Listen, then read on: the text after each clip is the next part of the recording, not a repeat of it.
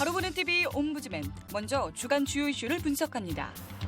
나흘간의 황금 연휴로 전국 고속도로 곳곳이 정체를 빚었고 관광지는 인파로 붐볐습니다. 어린이날이라서 가까운 곳에서 동화나라 축제한다고 해서 그래서 나오게 됐고요. 나와서 보니까 아이들이랑 같이 시간 보낼 수 있어서 엄청 좋습니다. 황금 연휴를 맞아 중국인 관광객도 대거 한국을 찾았습니다. 중국의 한 대기업 임직원 8,000명이 호사휴가차 한국을 방문해 이들을 위한 다양한 이벤트도 열렸습니다. 미국 대통령 선거 구도가 민주당 힐러리 클린턴 전 국무장관과 공화당의 도널드 트럼프의 대결로 사실상 확정됐습니다. 공화당에선 경쟁 후보들이 반 트럼프 공동전선까지 구축했지만 트럼프의 거침없는 질주를 막지는 못했습니다. 한편 트럼프 후보는 한국을 포함한 동맹들이 미군 주둔 비용을 100% 부담해야 된다고 주장해 논란이 일고 있습니다. 이란을 방문한 박근혜 대통령이 하산 로하니 이란 대통령과 정상회담을 가졌습니다. 1962년 수교 이후 첫 정상회담으로 북한 비핵화를 포함해 다양한 논의가 이루어졌습니다. 한반도와 동북아 지역의 항구적 평화와 안정을 위한 열쇠는 한반도 평화 통일에 있음을 강조했으며 이란 측은 한반도 평화 통일을 위한 한국 국민의 열망에 대해 지지를 표명해 주었습니다. 두 정상은 또 양국 관계 발전을 위한 공동 성명을 채택하고 경제와 안보 등 주요 분야에서 협력을 다져가기로 했습니다.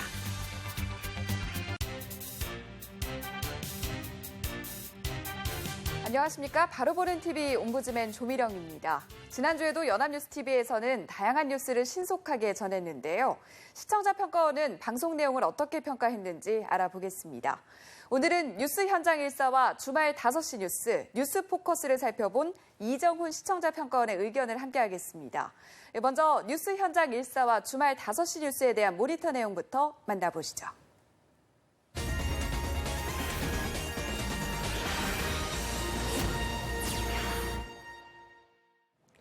가습기 살균제 사건에 대한 국민들의 관심이 높아지면서 지난주 내내 관련 보도들이 집중적으로 이루어졌습니다. 지난주 가해업체의 전 대표가 소환되는 등 검찰 수사가 본격화되고 피해자들의 소송 준비 등 관련 보도들이 많이 이루어졌습니다.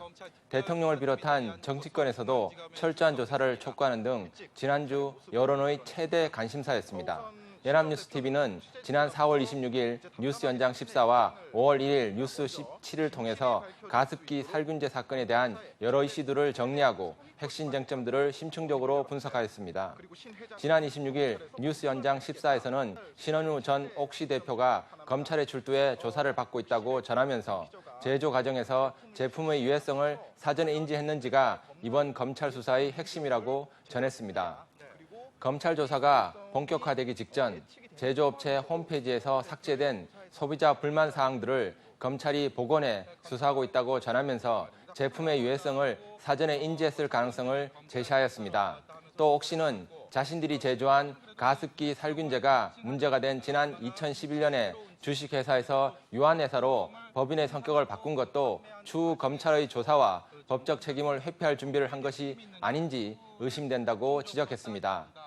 반면 또 하나의 검찰 조사의 핵심은 살균제 제조사에 살인죄를 적용할 것인지 여부라고 전하면서 하지만 살인죄가 실제로 제조사에 적용될 법적 가능성은 매우 적을 것이라고 예상했습니다. 지난 5월 1일 오후 5시 뉴스에서는 인터넷에 공개된 정보를 이용해 제조된 가습기 살균제로 인해 약 3년간 14명이 사망했다고 전했습니다. 문제가 된 유해물질로 제조된 살균제가 의약 외품이 아니라 공산품으로 구분되면서 식약청이나 보건복지부의 관리 감독을 받지 않았다고 전하면서 정부 당국의 관리 체계의 허점을 지적했습니다. 또 제조한 세균제가 문제가 되고 나서 해당 제조사는 위장 폐업을 했는데 이런 방식은 유사한 사건에 대해서 제조사들이 흔히 취하는 편법이라고 지적하고 이러한 사건의 재발을 방지하기 위해서는 제조사의 양심에만 의지할 것이 아니라 외국의 사례처럼 징벌적 손해배상 제도와 재판 전 기업의 관련 정보 공개 의무 제도를 도입하는 것이 필요하다고 제안했습니다. 지난주 연합뉴스TV는 가습기 살균제에 대한 보도를 상당한 비중을 두고 보도했는데 국민들의 관심이 매우 높은 사안이고 사회적으로 매우 중요한 사안이라는 점에서 적절한 보도 방향이라고 생각합니다. 또 관련 사안을 차분하게 설명하고 핵심 사안을 보다 폭넓은 관점에서 생각할 수 있도록 하는 보도였다는 점에서도 전반적으로 좋은 점수를 줄 수 있습니다. 하지만 대부분의 보도 내용이나 방향이 가해자 위주로 검찰 조사를 중심으로 이루어졌다는 점은 다소 아쉬운 부분이었습니다. 많은 시청자들은 가습기 살균제 재조사에만 분노하는 것이 아니라 이렇게 중요한 사안이 왜 이런 방식으로 처리되고 있는지에 대해서도 분노하고 있습니다. 많은 피해자들이 생긴 시급한 사안임에도 불구하고 제조회사들이 책임을 회피할 수 있을 만큼 사업적 처리가 느렸던 이유가 궁금하고 사업 당국은 왜 지금까지 방치했는지 시청자들은 알고 싶어 할 것입니다. 또 유해 물질이 공산품으로 구분될 수 있었던 제도적 허점이 왜 생겼는지가 궁금해하고 있습니다. 그리고 지금은 이러한 제도적 허점이 보완이 되었는지 알고 싶어 합니다. 뉴스 보도에 있어서 진행되는 사안의 진행 방향에 피동적으로 반응하는 보도보다는 사안의 성격에 따라 시청자들의 궁금증을 선제적으로 대답해주는 보도들이 더 많이 요구되고 있습니다. 뉴스 현장 일세를 중심으로 가습기 살균제 보도를 모니터한 이정훈 시청자 평가원의 의견을 함께 하셨는데요. 뉴스 포커스와 이슈 저격은 또 어떤 평가를 받았는지 만나보시죠.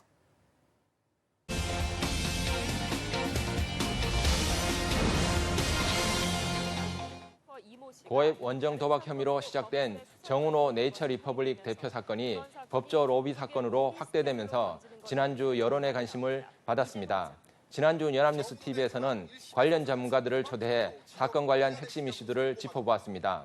지난 4월 29일 뉴스포커스에서는 원정 도박 혐의로 재판을 받고 있던 정은호 네이처 리퍼블릭 대표가 자신의 변호사를 폭행했다는 것이 밝혀지면서 법조 로비 사건으로 확대되었다고 전했습니다. 부장판사 출신의 최 변호사가 20억이라는 거액을 착수금으로 받았고 30억을 성공보수로 추가로 받았다는 것이 알려지면서 보수의 적절성이 문제가 되었고 원정 도박에 대한 정 대표의 형량에 영향을 미치기 위해 법원과 검찰에 광범위한 로비를 한 정황이 드러난 것이 이번 사건의 핵심이라고 지적했습니다.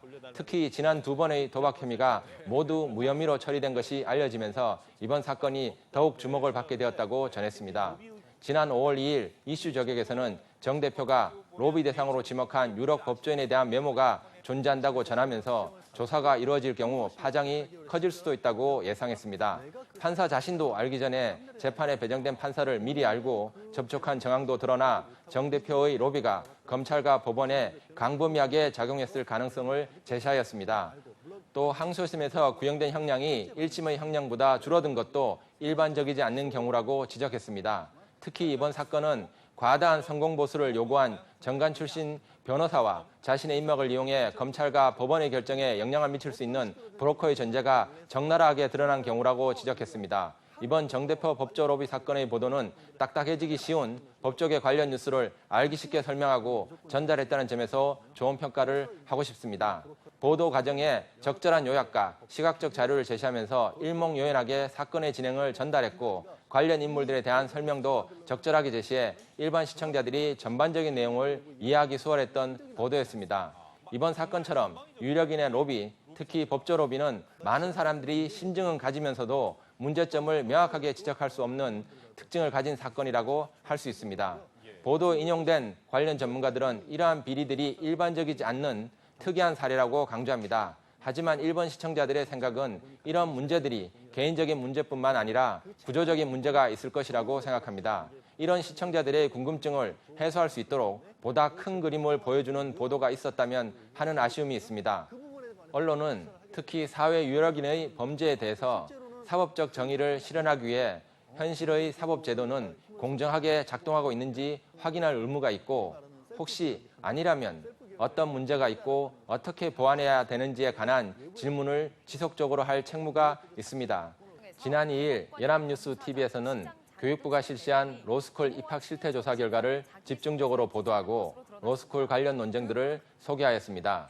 연합뉴스 20에서는 로스쿨 부당 입학 실태 조사 결과를 인용하면서 지난 3년 동안 로스쿨 입학 전형 자기소개서에 부모나 친인척 신상을 적은 합격자는 총 24명이라고 보도했습니다. 이 중 8명은 입시 요강의 금지 조항을 위반한 부정행위였지만 법률적으로 합격 취소는 어렵다고 전했습니다. 다만 위반 사항이 적발된 로스쿨에는 경고나 주의를 줄 계획이라고 보도했습니다. 또 다른 보도에서는 로스쿨에 반대하는 측은 로스쿨이 법조계 세습 경로로 인용된 것이 밝혀진 것이라고 주장하면서 교육부의 미온적 태도를 지적했지만 로스쿨 출신 변호사들은 로스쿨에는 심각한 문제가 없다는 것이 확인되었고 최근 법조로비에서 확인된 기존 사법시험 제도의 문제점을 지적했다고 보도했습니다. 같은 날 뉴스리뷰에서는 교육부의 이번 조사 결과는 예상보다 너무 적은 적발 건수였다고 지적하면서 지난 3년 입학 전형 6천여 건 중 24건만이 적발된 것은 지금까지 제시되었던 많은 의혹들을 고려할 때 매우 적은 적발 건수였다고 지적했습니다. 그나마 적발된 사례에 대한 처벌도 미미하고 개인정보 보호를 이유로 관련 인사들의 신상도 공개하지 않았다는 점을 비판했습니다. 로스쿨에 대한 논쟁은 처한 입장에 따라 이해관계가 첨예하게 대립되면서 감정적 논쟁으로 발전하기 쉬운 주제라고 할 수 있습니다. 지난주 로스쿨 부당입학 실태조사에 대한 보도는 상대적 균형감이 있으면서 핵심 이슈들을 적절하게 다루었던 보도라고 할 수 있습니다. 우선 문제가 되었던 부정입학에 대한 교육부의 발표를 차분하게 다루면서 관련된 이해 당사자들의 반응을 균형감 있게 포함시켜 로스쿨에 관련된 논쟁에 대한 기본적인 이해를 가질 수 있는 보도였습니다. 이번 로스쿨 부당입학 의혹이 사법고시를 대신하는 로스쿨의 위상에 심각한 피해를 미칠 수 있다는 점도 적절하게 지적했습니다. 하지만 보도에서 정부의 발표를 특별한 설명이나 해석 없이 제시하는 보도는 일반 시민들에게 이해하기 어려운 보도가 될 수 있습니다. 로스쿨 입학에 대한 사전 지식이 부족한 일반 시민이나 시청자들에게는 이번 정부의 발표가 정확하게 어떤 의미인지 이해하기가 어려웠습니다. 일단 이번에 적발된 부정입학 사례가 많은 것인지 적은 것인지도 판단하기 어려운 부분이었습니다. 또 로스쿨에 대한 두 상반된 의견을 병렬적으로 배영하는 방식으로 보도한 것은 사전 지식이 없는 시청자들이나 시민들이 각 주장을 비판적으로 이해하기에는 다소 어려운 면이 있었습니다. 제기된 주장들의 논리적 강점과 약점에 대한 보충 설명이 아쉬운 보도였습니다. 그리고 이번 부당입학에 대한 교육부의 조사 결과와 처벌에 대한 맥락적 정보가 보다 적절히 포함할 필요가 있었습니다. 일반 대학이나 대학원의 입학 부정이나 비리는 매우 엄격하게 다루어지고 처벌된 것에 비해서 이번 부당입학에 대한 접근은 상당히 조심스럽게 이루어진 부분에 대한 설명이 이루어지거나 분명한 비판이 제시될 필요가 있었습니다. 지금까지 연합뉴스TV의 지난주 주요 보도를 모니터한 내용을 말씀드렸습니다.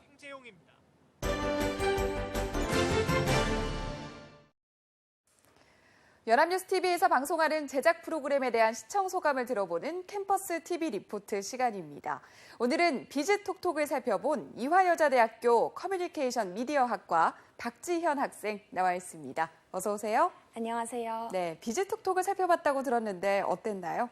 네, 지난 방송에서는 평소 관심 있던 캠핑카에 대해 방송됐는데요. 캠핑카에 대해 막연한 로망만 갖고 있던 사람들도 이번 방송을 보고 캠핑카 마련하는 것을 곧바로 실행에 옮길 수 있을 만큼 다양한 정보가 가득한 유익한 방송이었습니다. 네, 그럼 지난 1일에 방송된 비즈톡톡에 대한 모니터 내용 자세히 전해주시죠. 네, 비즈톡톡은 2명의 MC가 비즈니스 현장을 직접 방문해 그곳에서 벌어지는 이야기들을 생생하게 전달해 주어 비즈니스에 대한 흥미와 관심을 유도하는 프로그램인데요. 자세한 모니터 내용 지금부터 전해드리겠습니다.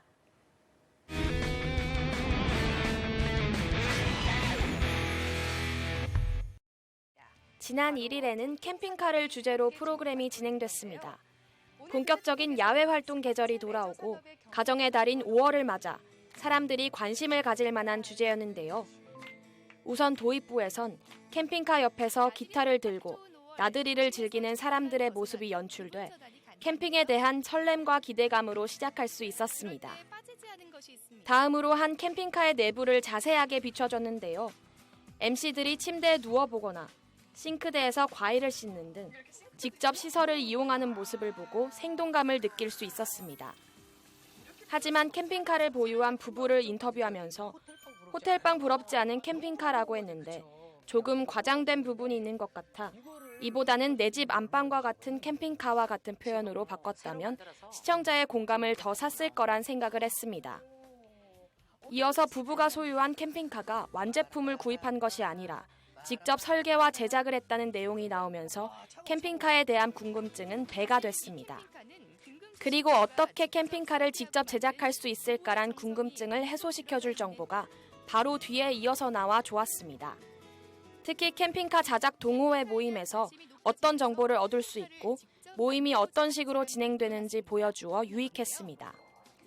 다만 동호회를 어떤 경로로 가입할 수 있는지도 소개해 주었다면 더욱 좋았을 거란 생각이 들었습니다.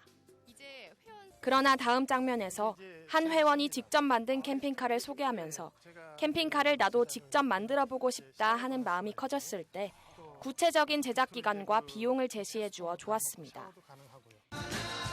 캠핑카를 직접 만드는데 약 6개월, 차값을 포함해 약 3,500여만 원의 비용이 들었다는데요. 무엇보다 나만의 캠핑카를 만들 수 있다는 매력이 있겠죠?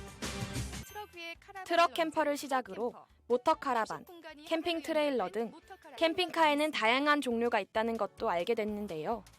캠핑카를 처음 마련하는 사람들이 어떤 종류를 사야 할지 고민된다면 캠핑의 목적에 따라 구입하면 된다는 말이 와닿았습니다.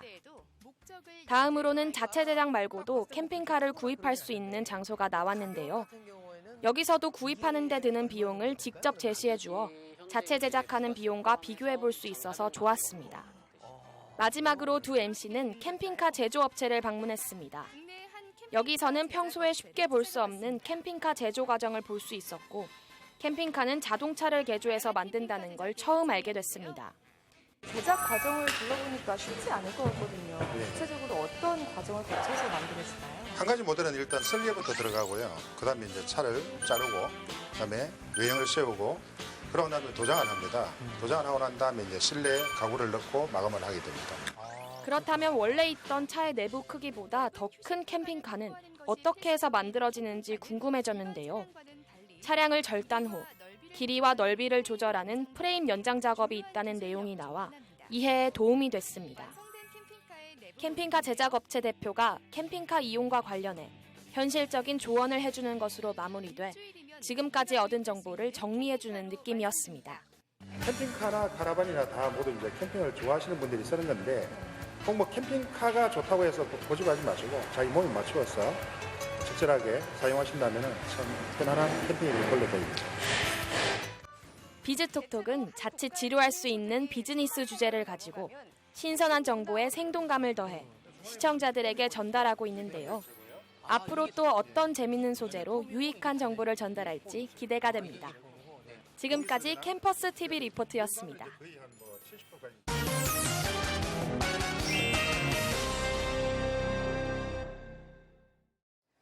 가습기 살균제 사망 사건에 대한 검찰의 수사가 속도를 내고 있습니다. 언론에서는 수사 속보는 물론이고 해당 기업들의 대응, 그리고 피해자들의 절절한 사연까지 집중 조명하고 있습니다.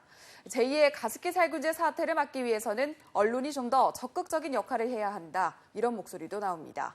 오늘 TV와 비평 시간에는 이 가습기 살균제 사태를 언론에서 어떻게 보도하고 있는지 자세히 짚어보겠습니다.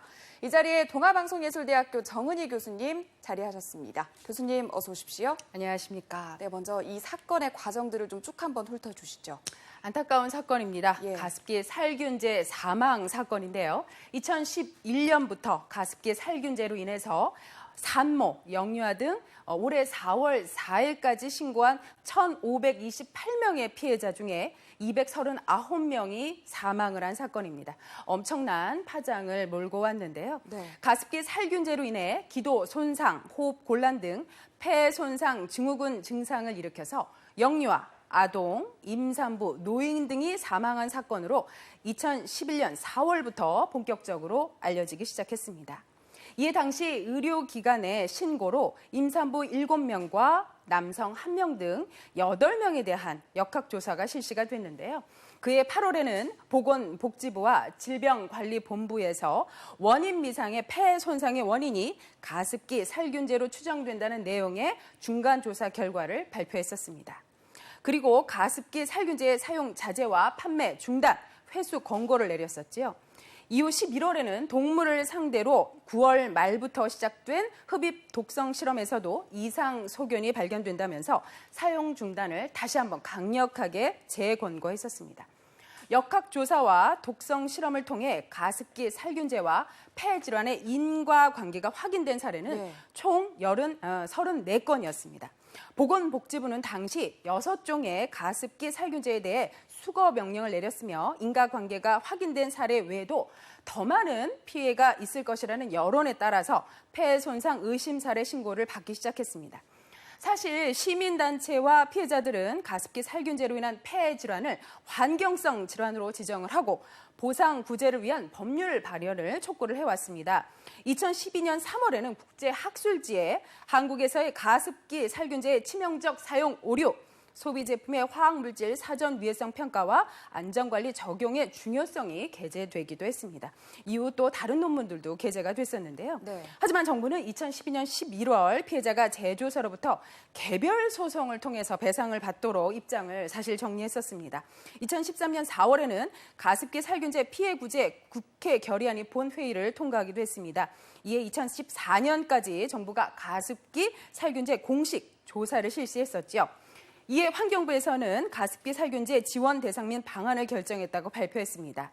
이에 8월에는 피해자와 그 가족이 서울중앙지검에 살인 혐의로 옥시 등 14개 제조회사에 대한 형사 고소장을 제출하고 지금까지 그 사건이 이어지고 있는 것입니다. 올해는 롯데마트와 홈플러스가 사과를 했었고요. 이어 제조사 소환 조사가 이루어지고 있습니다. 연이어 영국계 기업인 옥시의 전 대표가 서울중앙지검에 소환됐었죠. 이 사건은 사건의 윤곽이 드러난 지 5년이 되었지만 이제야 적극적이고 정확한 조사가 시작되었다고 볼 수 있겠습니다. 이 내용을 언론에서는 어떻게 전하고 있나요?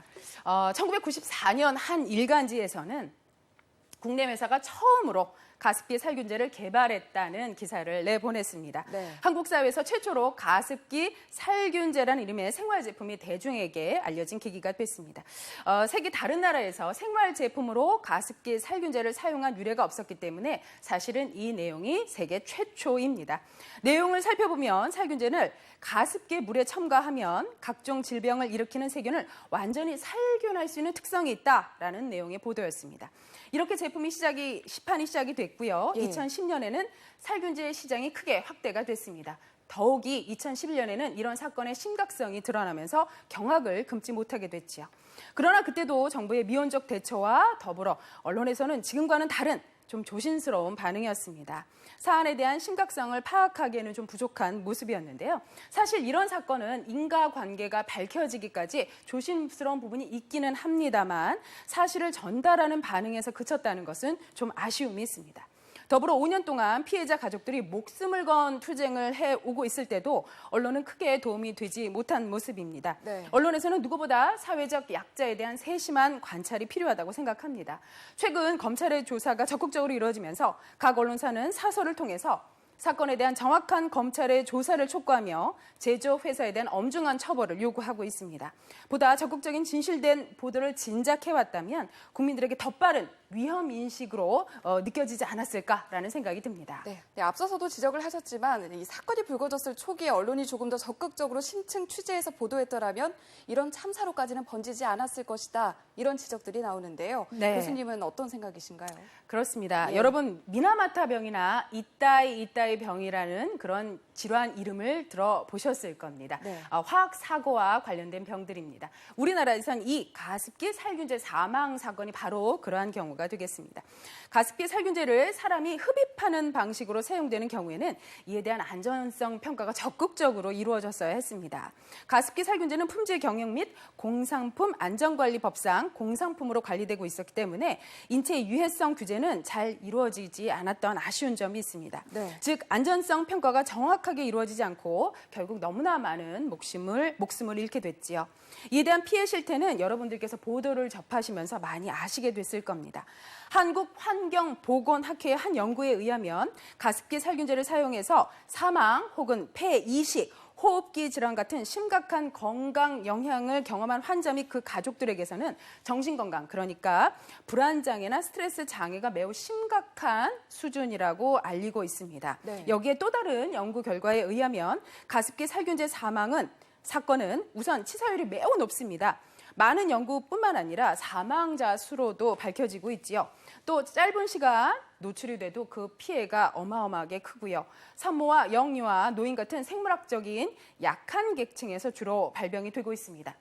가습기를 가족 단위로 쓰기 때문에 피해도 가족 단위로 또 나타나고 있고요. 더불어 피해자가 불특정 다수이고 아직 물질에 대한 정확한 조사들이 다 이루어지고 있지 않기 때문에 그 피해 규모가 정확하게 드러나지 않았습니다. 마지막으로 생활 제품에 대한 화학물질 오온 암용으로 인한 사건으로 세계 최초로 기록되는 그런 불명예를 안게 됐습니다.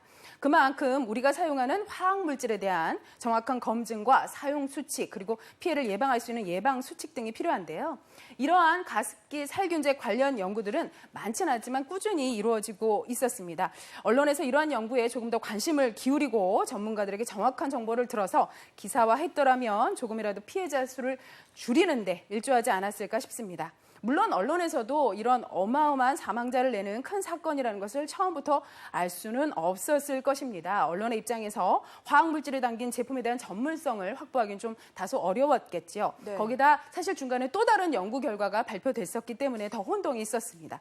그러나 이렇게 생활 속에서 직접적으로 사용되는 제품은 어떤 상황에서도 안전성 검증이 먼저입니다. 특히 영유아 노인이 있는 가정에는 더욱 예민하게 이 사안을 바라볼 수 있도록 유도해야 하는데요. 국민의 생명과 직결된 문제이니만큼 언론의 사회 감시 기능을 적극 활용해서 여러 화학 물질이 담긴 제품에 대한 검증을 요구할 필요가 있습니다. 전문가들의 도움을 받아 객관적이고 올바른 정보를 담고 이에 대한 경각심을 담는 기사를 보도한다면 언론의 건강성을 잘 드러내는 것이라 여겨집니다. 네, 앞으로 관련해서 보도가 쭉 이어질 텐데요. 언론이 관련 내용을 다룰 때 어떤 부분을 주의해야 될지 끝으로 좀 짚어주시죠. 이런 문제에 있어서는 언론은 특히나 국민의 대신이라고 생각을 합니다. 먼저 국민을 대신해서 제품들의 안전성 검사가 잘 이루어질 수 있도록 촉구해야 된다고 생각합니다. 생활 속에서 사용되는 제품들은 우리의 건강과 직결되는 경우가 많습니다. 가습기 살균제만 보더라도 가습기를 살균제로 닦는 경우는 찾아볼 수 있겠지만 가습기통에 물에 살균제를 넣어서 사용하는 나라는 우리가 처음이었습니다. 그런데 아무런 의심 없이 사용을 하게 된 거죠. 사실 저도 오래전에 한 통을 사용해 본 기억이 있는데 아찔합니다. 그런 만큼 이런 유사 상품군들이 앞으로 출시가 될 때마다 이에 대한 안전성 검사가 잘 이루어지고 있는지 꼼꼼하게 언론에서 확인할 필요가 있습니다. 이를 언론에서 담당을 한다면 보다 객관적이고 정확한 시선으로 확인해 볼 수 있을 것입니다. 다음으로는 정부 정책에 대한 검증 기사 역시 필요해 보입니다. 이번 사건을 통해서 정부의 해당 관련 정책과 사안을 바라보는 대처 능력을 다시 한번 점검할 필요가 있음을 우리는 확인했습니다. 그런 만큼 사회적 감시 기능을 게을리해서는 안 될 것입니다. 더불어 피해 상황을 정확하게 알려서 경각심을 일깨워주는 것도 필요해 보입니다. 가습기 살균제 사건 보도는 요즘 더욱 부각되고 있는데요. 사실 제품을 사용한 것이 10년이 넘고요. 또 사건이 가시화된 건 2011년입니다. 좀 더 빨리 국민적 관심을 이끌어냈다면 피해 가족들께서 그렇게 혼자 외로이 투쟁하는 일은 없지 않았을까라는 생각도 듭니다. 이러한 사회적 피해자에게 보다 힘을 실어줄 수 있고 또 다른 피해를 만들지 않도록 언론에서 각별한 노력이 필요해 보입니다. 네, 정말 생각하면 생각할수록 화도 나고요. 정말 가슴 아픈 사건인데요. 언론이 조금 더 적극적인 역할을 해야 할 거라는 생각이 듭니다. 그렇습니다. 교수님, 오늘 말씀 여기까지 듣겠습니다. 고맙습니다. 고맙습니다.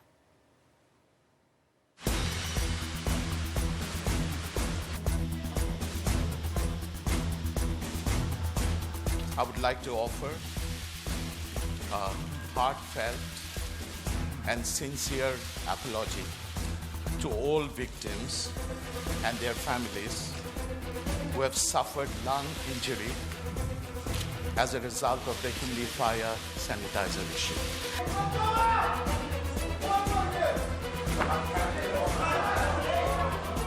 그 아이들 어떻게 할 건데 어떻게 돌려놓을 수 있는데요? 아이들 살릴 수 있어요? 그 보낸 아이들 다 살려놓을 수 있어요? 84명의 피해자분들이 혹시에 5년 만에 2001년부터 너희가 네 자식을 죽인 게 아니다. 죄송하다. 네 자식 죽인 놈은 우리다, 옥시다. 라고 사과를 해야 됩니다. 우리 애기를 내 손으로 4개월 동안 서서히 죽였어요. 그거 아십니까? 단순한 교통사고가 아닙니다, 이거는. 또 사는 기업을 처벌할 수 있게 도와주십시오. 저희 제작진은 언제나 시청자 여러분의 다양하고 소중한 의견을 기다리고 있습니다. 방송을 보고 느낀 소감을 전화나 시청자 게시판 그리고 SNS로 보내주시기 바랍니다. 바로 보는 TV 옴부즈맨 오늘 방송은 여기까지입니다. 시청해주신 여러분 고맙습니다.